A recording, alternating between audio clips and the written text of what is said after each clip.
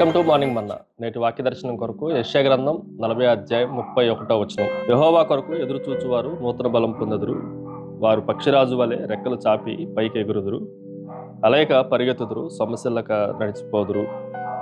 ఒకసారి ఉదయకాల సమయంలో దేవుని వాక్యంలో నుండి ఆధ్యాత్మిక నూతన బలమును గురించిన విషయాలు యెషయా గ్రంథంలో నుండి యెషయా ప్రవక్తగా జ్ఞాపకం చేస్తున్న ఈ వాక్య భాగంలో నుండి 4 ప్రాముఖ్యమైన సత్యాలు మనం గ్రహించాలి. Number 1, it is A patience, ఓర్పు. ఈ మాటను మనం జాగ్రత్తగా ఆలోచన చేస్తే ఎదురు చూచుచు అన్న మాట కనిపిస్తూ ఉంది. యెహోవా ఇచ్చే నూతన బలం కొరకు, దేవుని కొరకు ఎదురు చూసేవారు.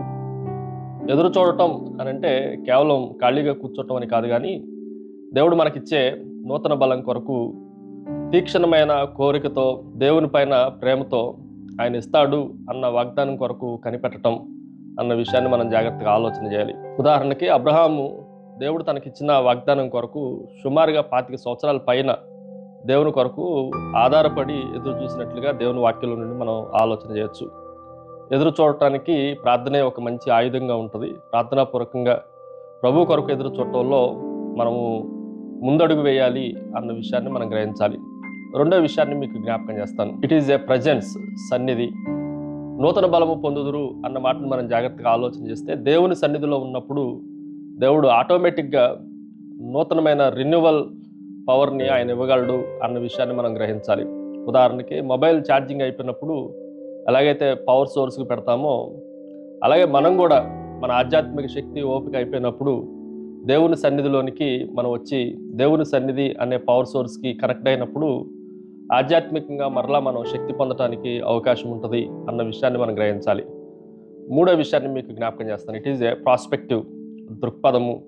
ఈ మాటను కూడా మనం జాగ్రత్తగా ఆలోచన చేస్తే పక్షిరాజు వలె రెక్కలు చాచి పరిగెత్తును, ఎగురును అన్న మాటను మిగిలిన గాలి తుఫానులప్పుడు, మేఘాలు బాగా ఎక్కువ శబ్దం చేస్తున్నప్పుడు చిన్న చిన్న పక్షులన్నీ, మిగిలిన పక్షులన్నీ చెట్ల కిందకో గోళ్ల కిందకో వెళ్ళిపోయి దాక్కోవటానికి ప్రయత్నం చేస్తాయి.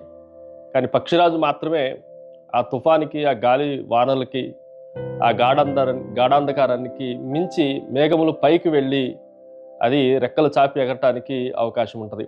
అలాగే కష్టాలు, శ్రమలు, శోధనలు మన మీదకి వచ్చినప్పుడు మనం కూడా దేవుని వైపునే దృష్టి ఉంచాలి తప్ప లోకంలో ఉండే చిన్న చిన్న వాటి మీద ఆ దృక్పథం కలిగి ఉంటే మనకి ప్రయోజనం ఉండదు అన్న సత్యాన్ని మనం గ్రహించాలి.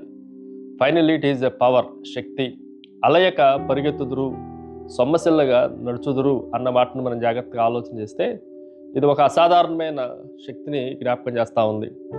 అత్యవసర పరిస్థితుల్లో, బాగా అలసిపోయిన పరిస్థితుల్లో దేవుడు సూపర్ న్యాచురల్ పవర్ని ఇవ్వగలడు అన్న విషయాన్ని మనం జాగ్రత్తగా ఆలోచన చేయాలి.